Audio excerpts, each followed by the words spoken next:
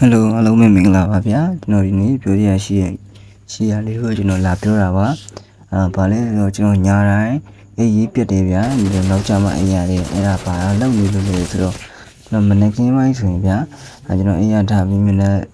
တစ်ပိုင်းနဲ့စားတောက်ပြီးတယ်ကျွန်တော်လှုပ်သွားရတယ်ပြင်လို့လှုပ်ရတယ်လောက်ကပြန်လာဆိုရင်ကျွန်တော်စိတ်ပြေလက်ပြောက်တော်လေးကြည့်ပြီးစိတ်ပန်းပြေတယ်ပေါ့ဗျာဒီကနေ့ကျွန်တော်ဂိမ်းဆော့တယ်ဂိမ်းလေးဆော့ပြီးတော့ကျွန်တော် highlight လေး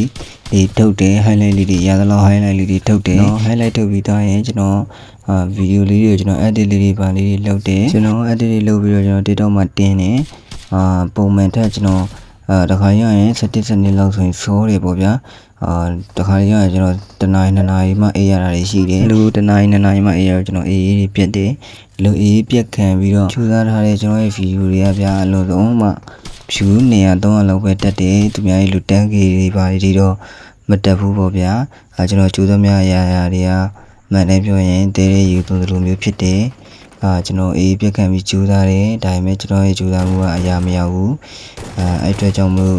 စိတ်မကောင်းဘူးပေါ့ဗျာbrother တို့ကိုကျွန်တော်ပြောချင်တာကျွန်တော်ကိုရှေ့ချောက်တီးတက်ပို့ပြီးတော့အားပေးပါအောင်လို့ကျွန်တော်ပြောချင်တာပဲဖြစ်ပါတယ်ဘာလို့လဲဆိုတော့ကျွန်တော်မှာအပြင်လုံးရှိတယ်အပြင်လုံးကနေပြန်လာရင်တစ်တော်လေးကြည့်ခဏကြည့်ရပါတော့တစ်တော်လေးခဏကြည့်ပြီးတော့ game ဆော highlight ထုတ်ပြီးတော့ကျွန်တော်ဗီဒီယိုတွေတင်တယ်ကျွန်တော်ဗီဒီယိုတွေကပေါက်တယ်ဆိုရပုံကူရှိဦးမရှိဘူးဗျာဒါကြောင့်မို့ကျွန်တော်ဒီပုံလေးကိုမှန်တယ်ပြောရင်ဒီပုံလေးနဲ့ပဲပေါက်ချင်တယ်ဗျာကျွန်တော်ကိုဆက်လက်ပြီးအားပေးကြပါအောင်ဖက်ဖက်ကနေပြီးတော့ကူညီပေးကြပါအောင်လို့ကျွန်တော်အားလုံးကိုမိသားရက်ခံပါတယ်ဗျာ